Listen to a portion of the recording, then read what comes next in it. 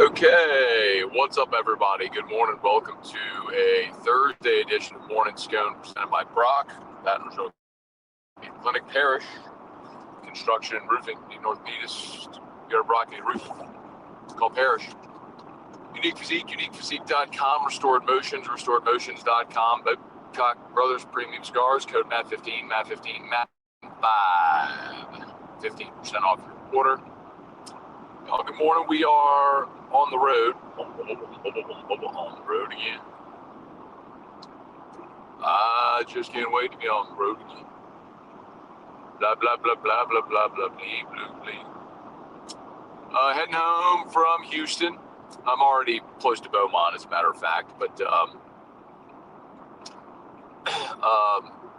really good trip yesterday, man. Quick trip over to Houston and did AFR for the Bear Bryant Awards, and amazing access. All the coaches that were there, they gave us access to. Unfortunately, we did not get to catch up with Kurt Signetti. We finished AFR at 6, and like 6:05, he walks down and right past us into the room, the coaches suite where they were, they had balls and helmets and all for all the coaches to sign. So we missed Sig by like 5 minutes, maybe 10 minutes, but still a great day. That's something I'm sure we'll come back and do every year. They were so hospitable and they were happy to have us, and I was thrilled to be there. And they just bring these head coaches by, and it's like, Joey McGuire, here's Tony Elliott, here's Philip Fulmer, Bob Chesney. Great, thank you. Yes, I would love to spend 12 minutes talking to you. So anyway, all right, y'all. We'll say some good mornings. Again, I'm driving a little hard to look down at the comments. I know everybody is going to be asking about what's going on with the portal class, namely Jordan Seatan. So, of course, they did get Prince William Miellen. Was literally on the phone yesterday driving to Houston when the person I was on the phone with got the word that Prince William Mielen's paperwork was in. So 41 portal additions. 41 is the number. We'll see if they get to 42. That would be Jordan Seatan. Uman Miellen obviously is a big deal. I believe I saw the ranking where he's the number 3 overall player in the portal, the number 1 player in his position in the portal. So you're talking about a guy that missed sacks, is now on this defense. A guy that led the SEC in tackles, and TJ Daugherty is now on this defense. A guy that has over 200 tackles in his career at Boise State. And Ty Benefield is now on this defense. Former 5-star in Jordan Ross from Tennessee, now on this defense. In addition to Whit Weeks, DJ Pickett, PJ Woodland, Tom McKinley, Marcus Cooley back for another year to Sean Spears. I mean, that defensive talent looks pretty good, man. Really, really good. And then I think you always just trust that as long as Lane Kiffin's running the offense is going to be good, right? So, countdown to spring will be on, and we'll see how healthy they can get Sam Levitt between now and then, certainly at the start of the season.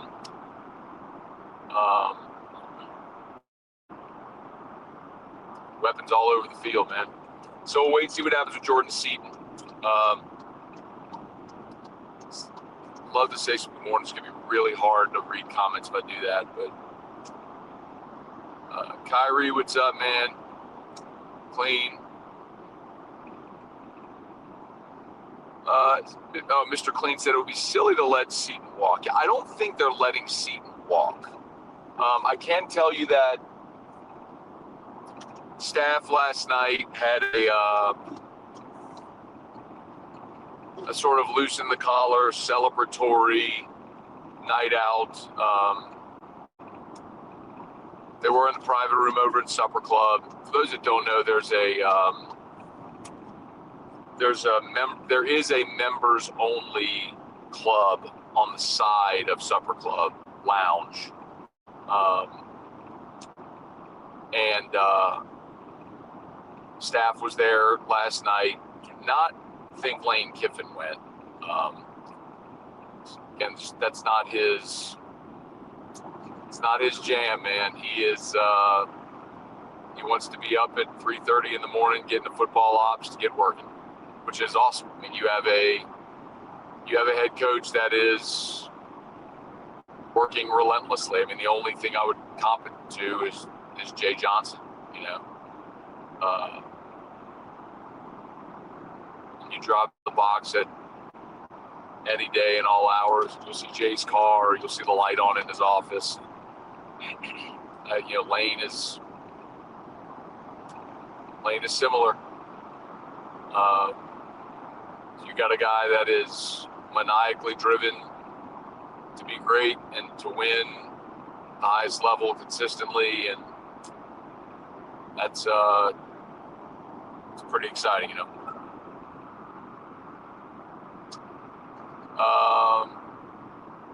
Tone Loke looks like Landry killed the deal. The complete contrary.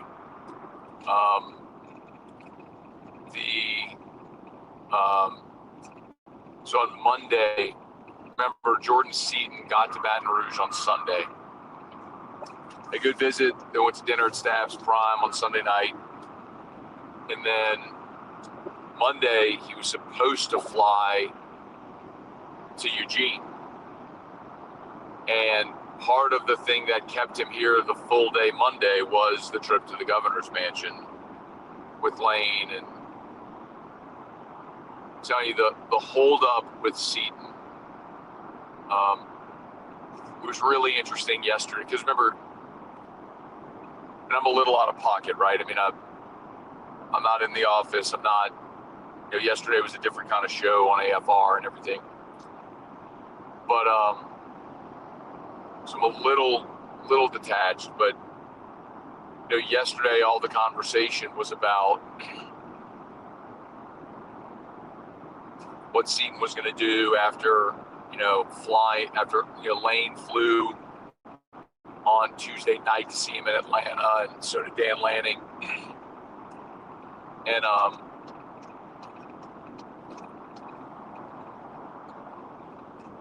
And so, trying to get some context yesterday, it was really interesting because it's pretty clear that Seatan wanted to commit to LSU and sign with LSU. And his uncle has been the holdup. Now, I don't know that I would definitively say that his uncle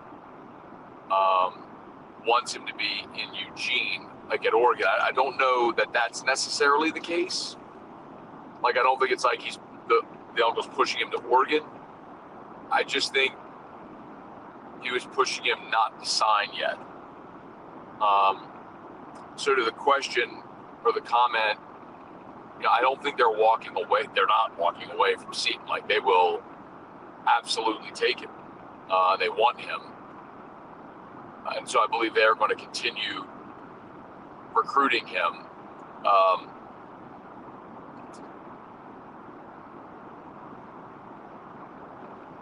It sounds like it's just going to take some work.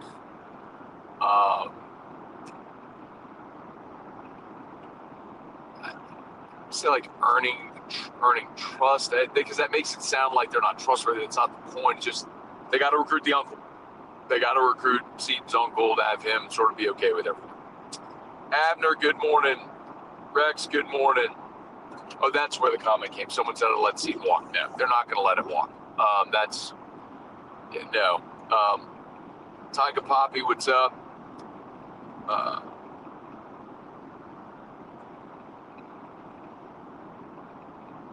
Is there truth to Dabo accusing Golden of tampering for the Clemson linebacker? I have no idea. We probably think Golding, not Golden, Golding, Pete Golding, I think. I don't know, and quite honestly, I don't care. Any coach that's yelling tampering right now, it's a fool's errand. I mean, we've been over this a million times. The NCAA isn't going to investigate anybody for tampering. You effectively have a legal tampering period. I mean, think about what happened with Prince William Miellen. I mean, his name pops up in the portal in the early morning hours on Wednesday, and by 9 a.m. his paperwork is signed. I mean, the deal was done. It was done. So you want to cry tampering? Like, okay. But like we've talked about a million times, there's nothing to preclude an agent from talking to the GM to get a deal done. And that's what happens. The same. So with Darian Menson. Was it tampering? You call it whatever. I don't care what you call it. But the best way to phrase it is legal tampering, like they have in the NFL, where before free agency starts, they have the legal tampering period. So I think this is no different. Mike, good morning. Hey, Dad, good morning. Derek, no update on Seatan.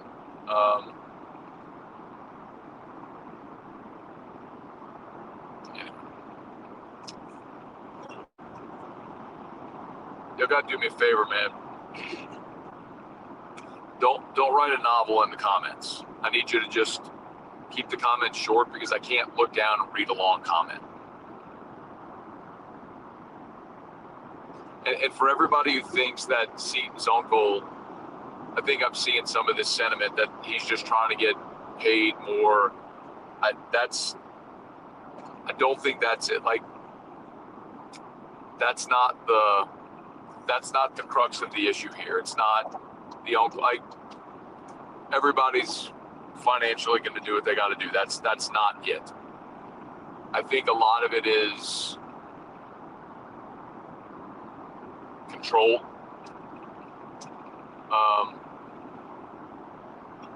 It's a weird thing to say. You know, maybe you think you have a young person's best interest in mind, but is it really about them or is it about you, sort of thing? You hate to see that. So,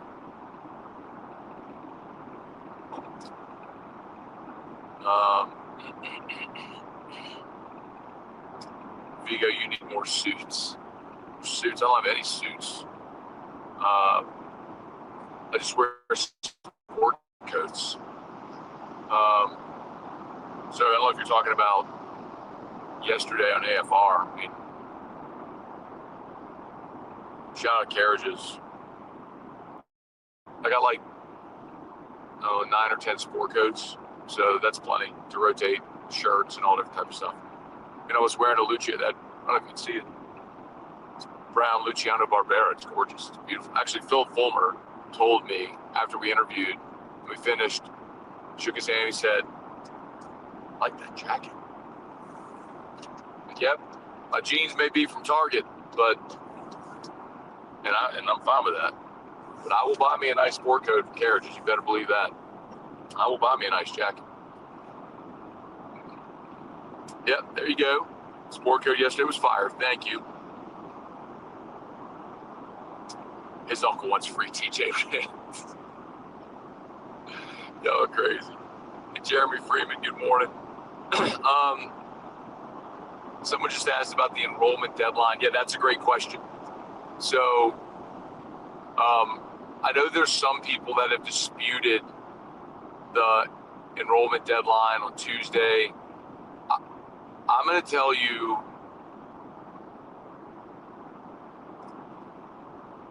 unless somebody tells me otherwise that I trust, I was told Tuesday was the deadline. Their roster was going to be locked Tuesday, with the exception being for Prince William Miellen, that admissions was going to make an exception because of the delay in filing his portal paperwork. That was an Ole Miss delay. So all that to say, if you did sign Jordan Seaton today or tomorrow, whenever, he's he's not able to go through spring. Now, I'll tell you this. I don't care if Jordan Seatan goes through spring. I'd rather him not go through spring. I'd rather him and his ACLs just stand on the sideline and not go through spring. So I'm really not concerned with whether or not Jordan Seatan goes through spring practice. If you can get him at any point, you get him. So whatever. If he stays enrolled at Colorado for the semester, I don't know. I don't know what he's going to do. And I don't really care, to be honest, as far as spring football goes. Like, you want your quarterbacks here. You want your receivers here, you know, for timing and all. Remember we talked to Jackson Harris on AFR a couple days ago. That's the wide receiver from Hawaii transfer. And you know, Harris told me he's already out there throwing with Hassan Longstreet and Landon Clark. So they're already out there on their own throwing and working on timing and all that sort of stuff. Awesome. Like, that matters because you need those guys there. Left tackle? Bruh. Just get in there and block the guy in front of you. So, unless if something changes, and if it does, I'll share, and I hear something, I'll share it with you. But that was explained to me over the weekend when Ole Miss was trying to delay the Prince William Mondialen transfer. That it's kind of like they were trying to run out the shot clock on LSU because of the semester deadline on Tuesday. So stay tuned.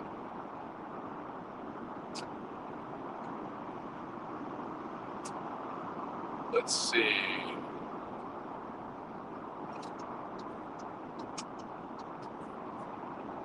Agree 100%. Just be there for game one. It's not that dissimilar from like veterans in the NFL. You remember when Brett Favre would like retire and then after training camp, like the first or second week of the preseason, he would like unretire and then just go play game one.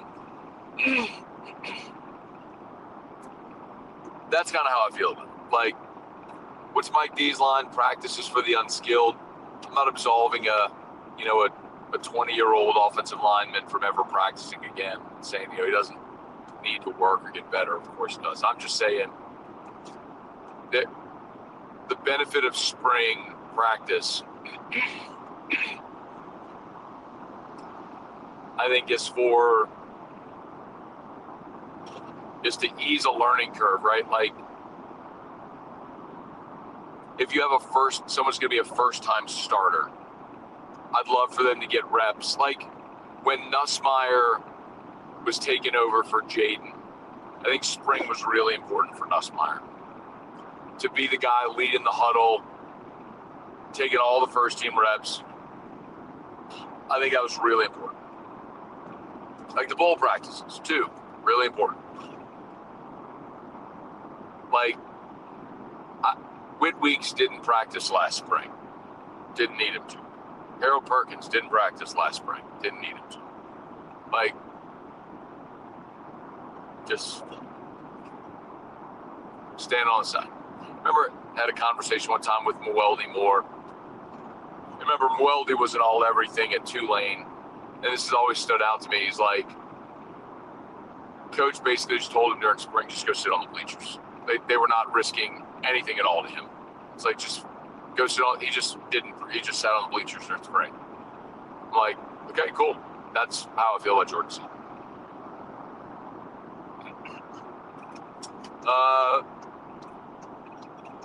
Vivek said, good morning to Seatan. A gone case. No. Wow, Richard, good morning from Dubai. No, Seatan is not done. They're still recruiting him.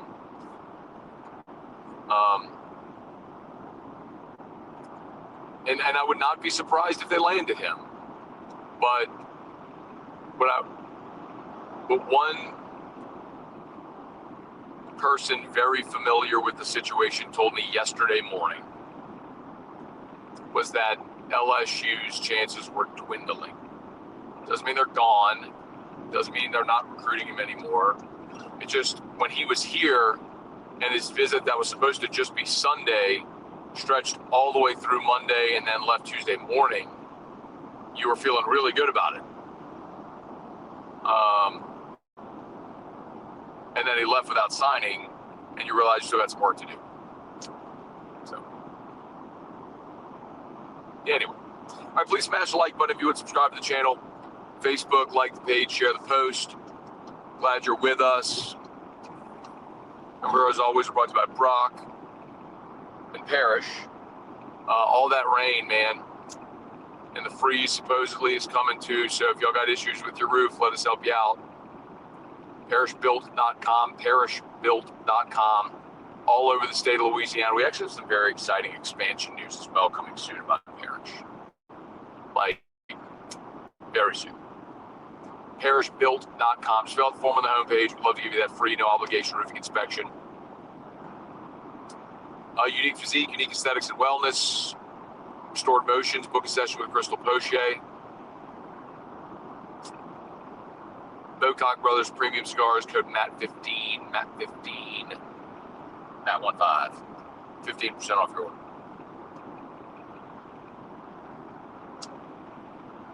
Let's see. Expand to South Bend. I don't think that's going to happen. Cajun Persuasion said sing the jingle. Hey, Glenn, good morning. Picks for the NFL games this weekend. Yeah, man, I kind of like Rams-Patriots. I think the Patriots are an obvious pick. Bo Nick's out. I just don't know that you're thinking Jarrett Stidham is going to get this done for Denver. So New England feels like a pretty safe bet in that one. I mean, Seattle's been great, but I just think the Rams kind of have that pedigree.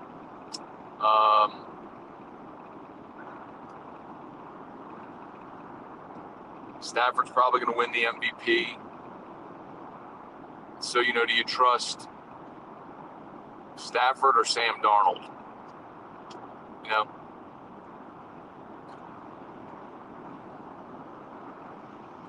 Probably rolling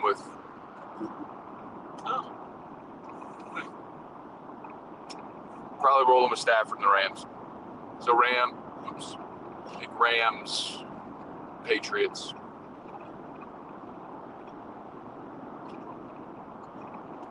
Indiana's older roster. Will teams copy that blueprint? Absolutely. I think that's something that, we talked to Coach Mack yesterday, Coach Jerry Mack from Kennesaw State, who's on AFR. And they had a great season there at Kennesaw State.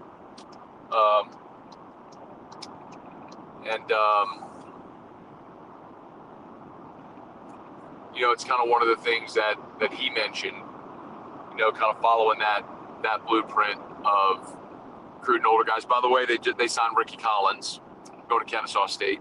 So from LSU to Syracuse, now to Kennesaw State for Ricky Collins. So you're talking about a dude, again, older guy, multi-years experience, Power 4, now going to Kennesaw State.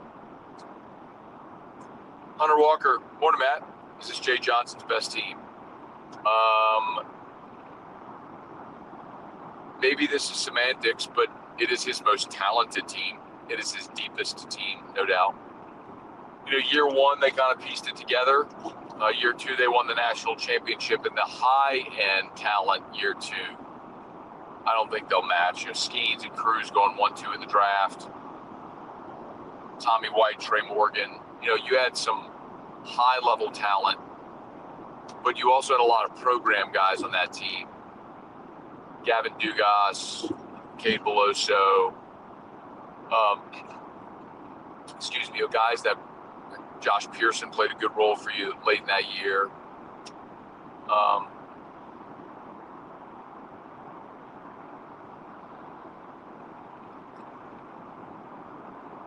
and then, last year,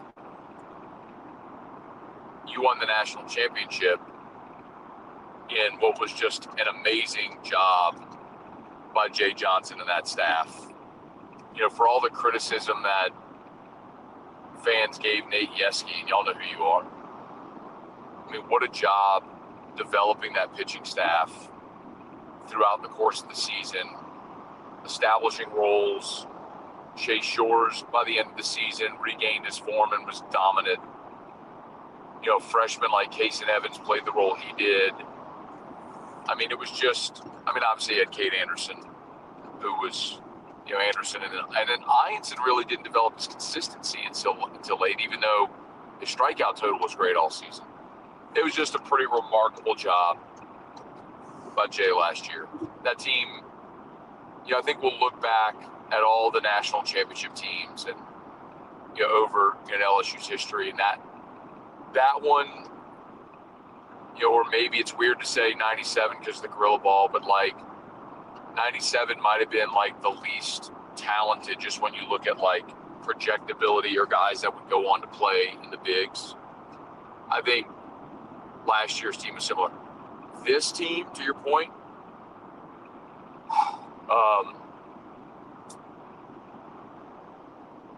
this is Jay's deepest, most talented team that he's had. I mean, you're going in with your starting nine all but set. You'll have a battle at second base with Tanner Reeves and Braden Simpson. And I'll tell you, Ontario talked about last week, they really like Jack Ruckert, who's a freshman from Catholic High, who looks like he might be ready, from jump to contribute. But, and then the arms, Evans will start the season as your Friday guy. Schmidt sounds like he's going to start the season as your Sunday guy. One of the transfers will probably be your Saturday guy. Maverick Rizzi, Cooper Williams, you're getting Devin Sheeran off of injury, and he's supposed to be a back of the bullpen guy. He was throwing 100 before he got injured last year.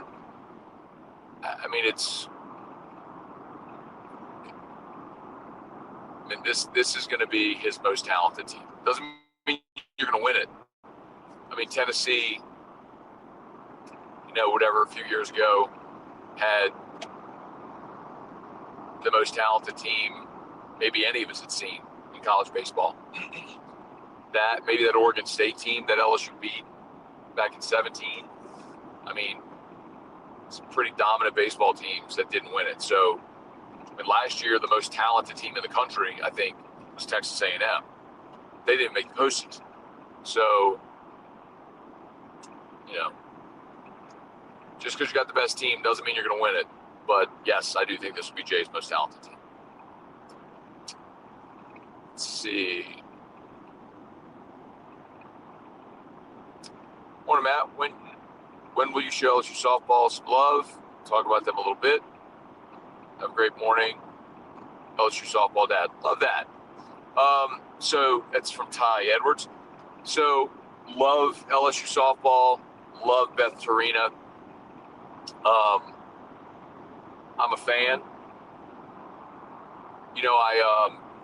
To the point about showing love, the thing I'll always remind you is the show I do is not the thing that I talk about all the time that I want to talk about every day, but there's an old radio adage called, play the hits. So right now, the biggest story, period, is Lane Kiffin football transfer portal. And so that's what I'm talking about right now. But you can see you're starting to get baseball and softball questions lingering in. And so we're going to be able to get into that stuff soon. I'm going to look forward to it. But understandably, man, Kiffin and football and this portal cycle and everything has just dominated all the conversation. Rightfully so,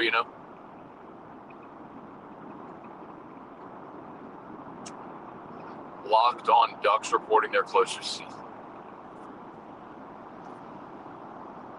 I mean, if I'm going to be very candid, I don't mean this to be disrespectful. Like, I'm not even sure who the host of Locked On Ducks is. I don't even know who it is. So,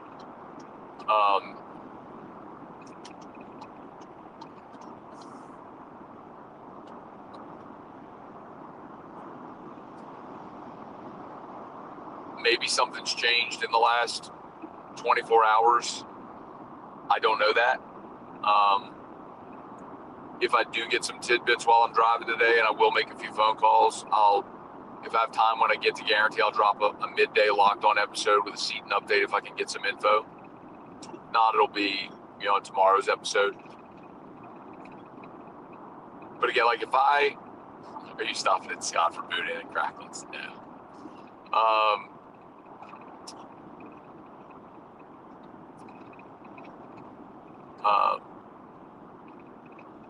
But I kind of feel like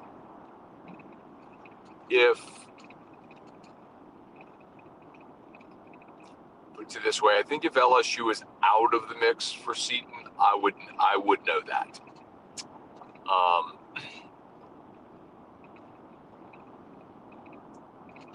I just have too many people that I've leaned on for info that I think, as you all know, all throughout this process, from when Kelly was fired all the way through Kiffin's hiring and everything,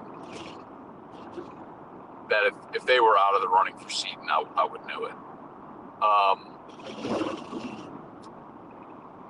And maybe they will be. Again, I'm not saying he's going to end up at LSU. I don't know that.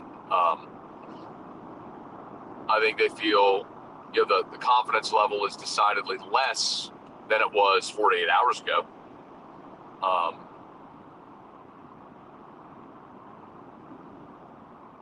But let's see. Someone asked, why didn't Brandon Larson make it in the big leagues? I mean, he did make it to the show. I mean, you got to remember how hard it is just to make it to the big leagues. So I mean, he did play. I mean, he played the big leagues. He just didn't have a long all-star caliber career. It's hard. It's hard to do.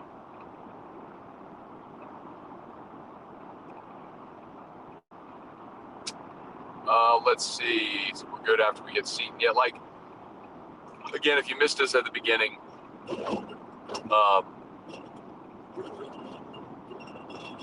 they're done. I mean, I'll tell you that, they're done with this portal class, with the exception of Jordan Seatan. So if Seatan wants to be a part of this class, he'll be part of this class. Otherwise, they're done with 41, and it's amazing. Not only do they have the number one ranked class, they lapped the field. It's not even close. So, I mean, incredible job. And so last night, some staff members they were at the private lounge and supper club, and were kind of a little relax, reward type night, congratulatory type deal for a great job over the last 3 weeks, which have been a sprint, man. Think about it. Starting on January 2nd, pretty incredible job. All the prospects they hosted. Jeez, God, dog. The roads in Louisiana were bad. God.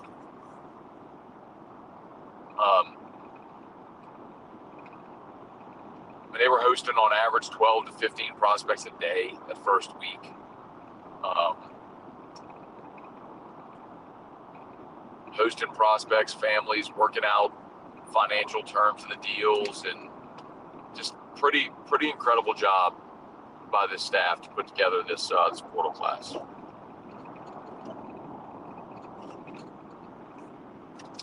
How many of the 41 are one-hit wonders? Do you mean how many are just one-year guys? Well, I mean, there's two different ways.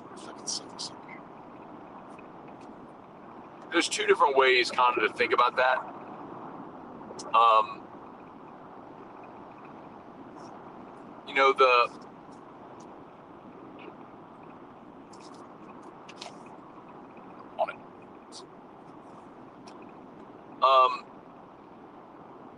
You have some guys who only have 1 year of eligibility left, right? Like Ty Benefield from Boise, the safety, he's got 1 year of eligibility left. And you have some of that, but then I think you also have guys who, even though they have multiple years of eligibility, could be gone after this year. They could go pro.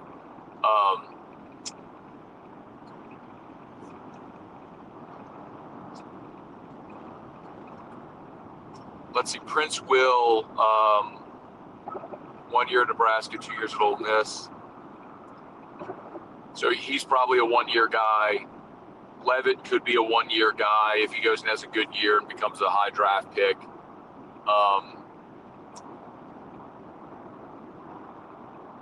But most of them are guys like, Jackson Harris, who redshirted at Stanford and played as a redshirt freshman, goes to Hawaii as all conference as a redshirt sophomore, has 2 years of eligibility remaining.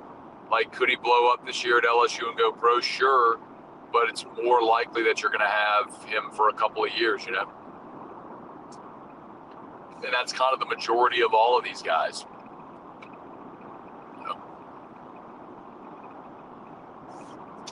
Morning, Matt, with players staying, the additions to the portal,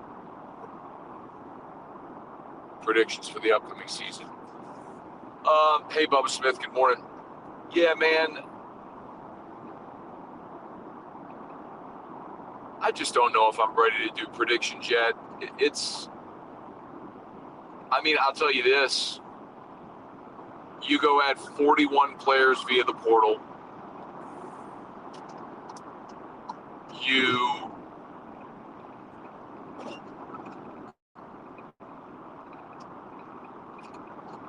You retain the top guys you wanted to retain, and then identified 6 guys, kept them all. Kiffin with his offensive pedigree, bringing his staff over, all that stuff. It's never going to be easy. And remember, you're also talking about a 9-game SEC schedule this year. So you get a 9-game SEC schedule and Clemson. So you're talking about 10 Power 4 games.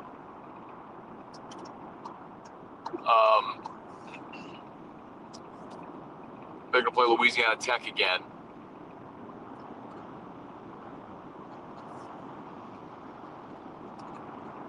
Excuse me. It ain't going to be easy, but I think, I don't want to make a record prediction. I haven't even seen these guys practice yet.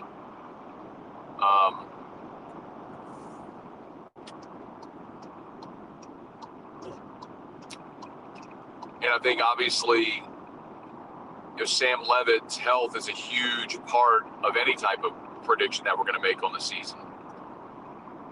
But I think, not knowing any of that stuff, I would still tell you that,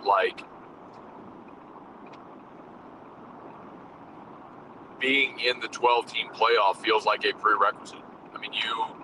With the investment you made in this team, and by the way, they might go to 16. We could find out by Friday, by tomorrow, that they're going to a 16-team playoff. So, with the financial investment, anything short of the playoff is going to feel like a massive failure this year. Now, once you get in, what does that look like? What's your draw?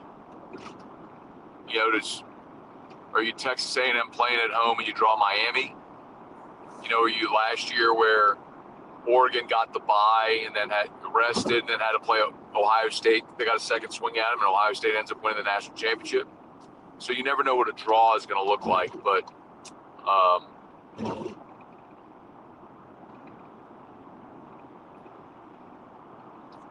being in the playoff. Someone said 10-2 at Moranya again.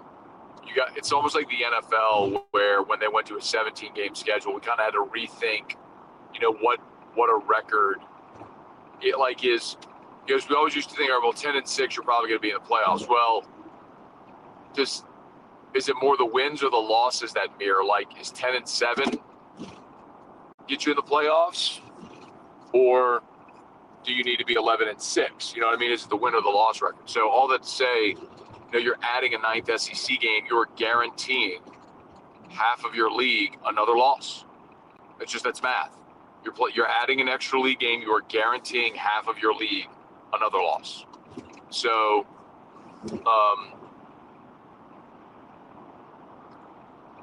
I guess all that to say, like, you think 10-2, but will 9-3 be the new 10-2 because of the extra SEC game? Maybe that's how it all starts to play out.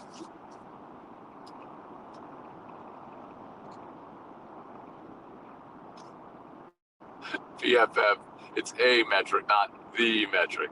Love that. All right, y'all.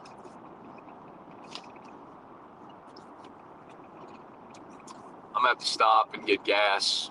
I made it all the way from Baton Rouge. I filled up when I left Baton Rouge, made it all the way to Houston on one tank, and now I got on the road this morning, rolling home. Gas lights on. I got 30 miles, so I need to find me a gas station, refill my coffee, get going. Did you get the cold plunge today? No. So when I'm at a hotel, I don't cold plunge. However, I do what I encourage you to do. I take a cold shower. So I did take my cold shower this morning.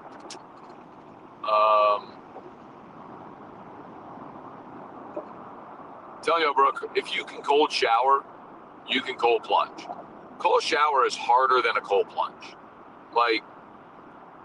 Because in a cold plunge, the water's still, so you're submerged, but you can give yourself to the water and just exhale and relax into it.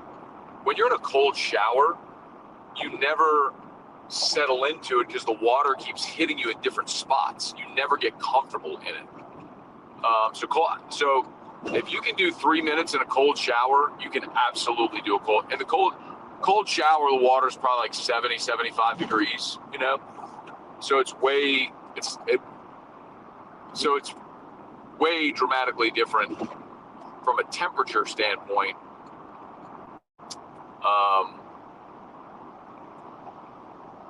And not nearly as intense, but a cold shower I think is harder to get through than a cold plunge. Because once I settle into a cold plunge, in there 6 minutes, I could be in there for an hour. Just, I would get hypothermia in a literal sense. Like I was in a cold plunge for an hour, I would get hypothermia and die. So would not do that. But you understand my point. Bro, are they just like perpetually orange barrel and barricading this stretch of I-10 around Beaumont? Like, this is awful. I've been making this drive consistent. I mean, go back to when Drew was sick and we were back and forth to Houston a ton when we lived in Houston. Like, I feel like they've been working on this for a decade. Like, seriously, for a decade. I mean, Drew's 11 years old. I feel like they were working on this a decade ago.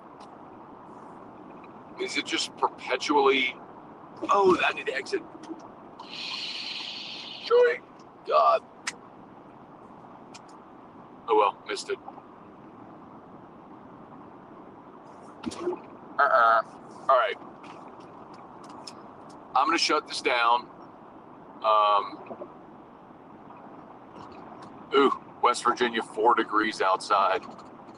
No fun. All right, let me shut this down, y'all. I need to find a gas station. I need to focus on that. Again, if I get any type of update on Jordan Seatan during the drive, whenever I get back to Guarantee, my arrival is 11:57, according to the GPS here.